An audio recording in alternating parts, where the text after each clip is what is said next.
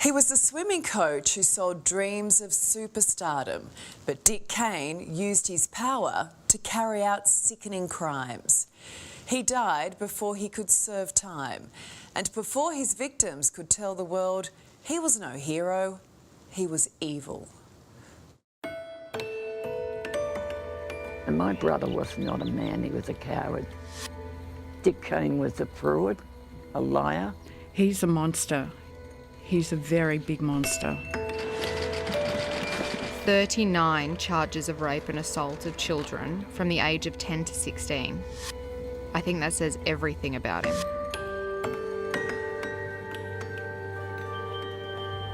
"50 years ago, this patch of land in Sydney's south was Dick Kane's Olympic pools and gym.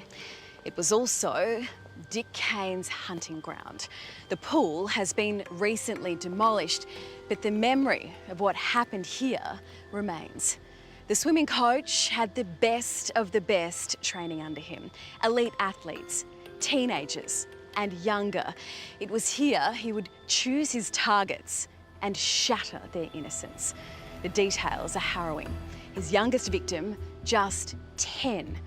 That little girl, now a grown woman, is uniting with some of his other victims to tell a current affair, their story.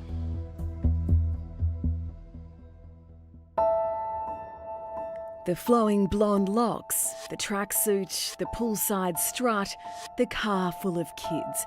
From the outside, he was the picture of success. In the 1970s and 80s, Dick Kane's swim squad was a star factory, with talented kids flocking to his pool to join the powerhouse of Aussie swimming. There's been 17 world champions come out of here.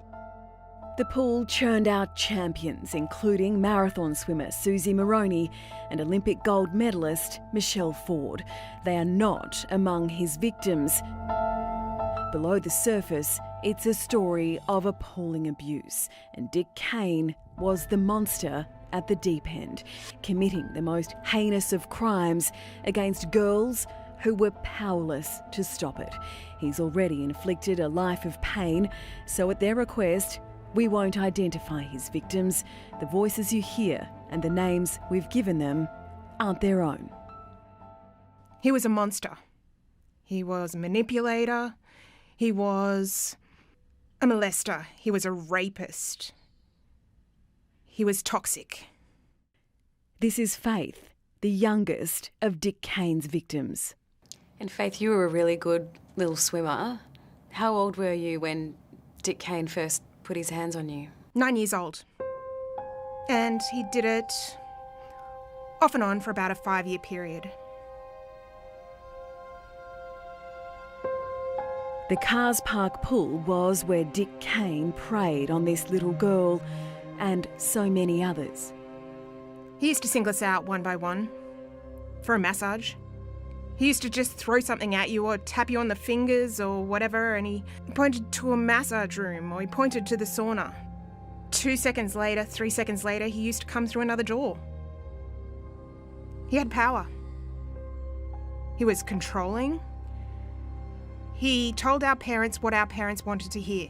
That we were this, we're going to make the Olympics, we were going to do this, we were going to do that. And everything a parent wanted to hear, he told them. This picture is of a 16-year-old Charlene back in the pool the day after she was raped by Dick Kane. I had a dream. I wanted to represent this country. I had the talent to represent this country. And what started happening to you? He took me into the sauna. Mm-hmm. And sadly and shockingly, that's where it started.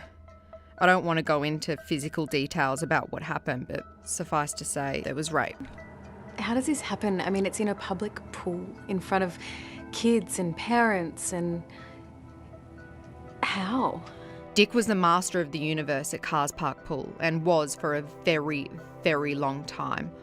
All he had to do was just tell whoever was on the desk, don't let the public into the sauna area, and no one would come in. No one questioned Dick. Basically, he'd shut the door and he did his thing, and that was it. And people have got to remember, pedophiles are really, really clever. Access to children happens right under your nose, and it's usually the most charming, the most friendly, the most helpful people, and you got to watch out. Did you know what was happening to each one of you back in the 70s and 80s? No one had any idea. Yeah. This is the sad part. For me, no, I had no idea. I'd always thought up until a certain point that I was the only one with Dick.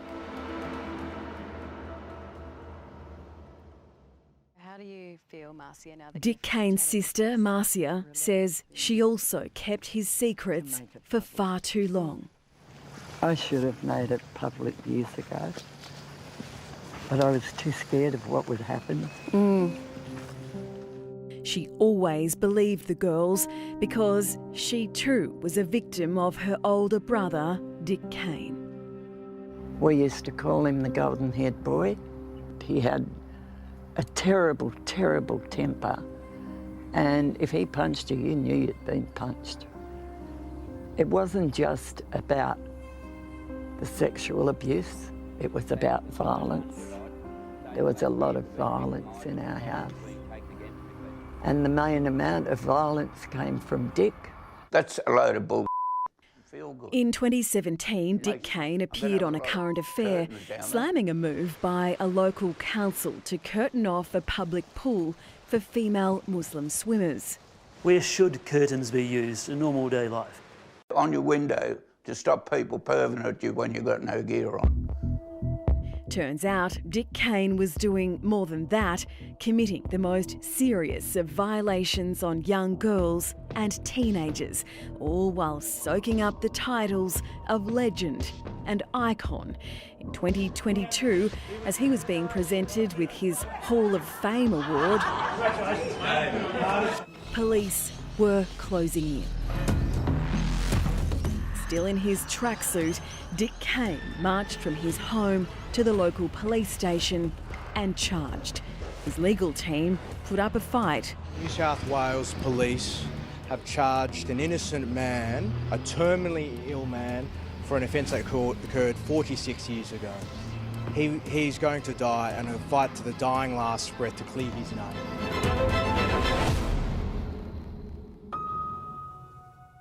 Coming forward wasn't easy for Dick Kane's victims. Some of them tried. I was not listened to. I told my mother. My mother told me, oh, she's going to wash my mouth out with soap. And how dare I lied. Because they had him on a pedestal. Then, decades on, came a second round of vile abuse. Those who spoke up accused by some members of the swimming community of banding together and lying.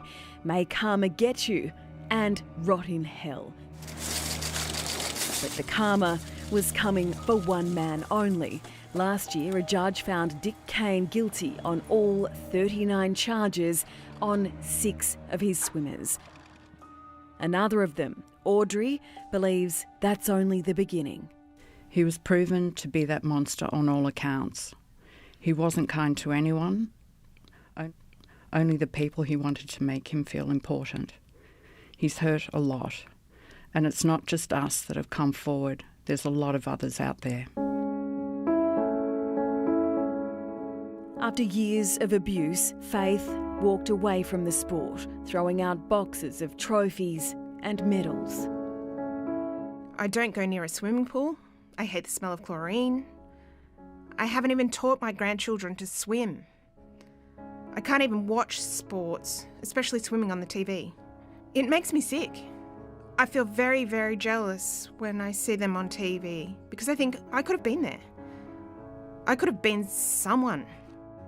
Not only has he done all of this to you, but that Olympic dream, which, you know, everyone understands and people like you would understand more because it was within reach, that was taken as well, because to go to the pool and to train is to see Dick Kane.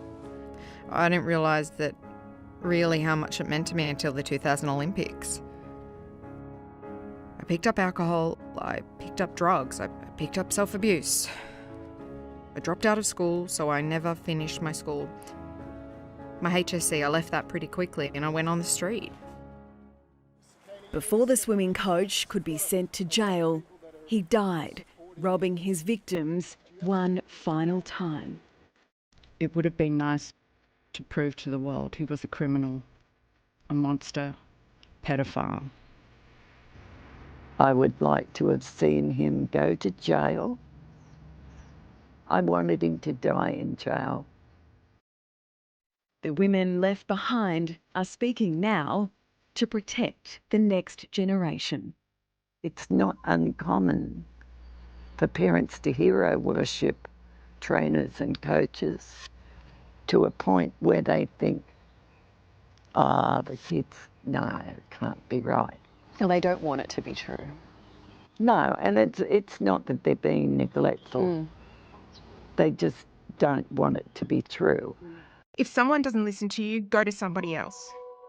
Keep going until someone listens to you. Because it ruins your life, and these people need to be put away.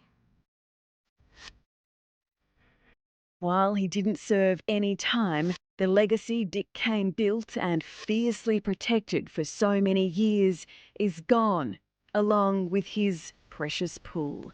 Dick Kane died a guilty man. I'm relieved. We got him. Yeah, we got him.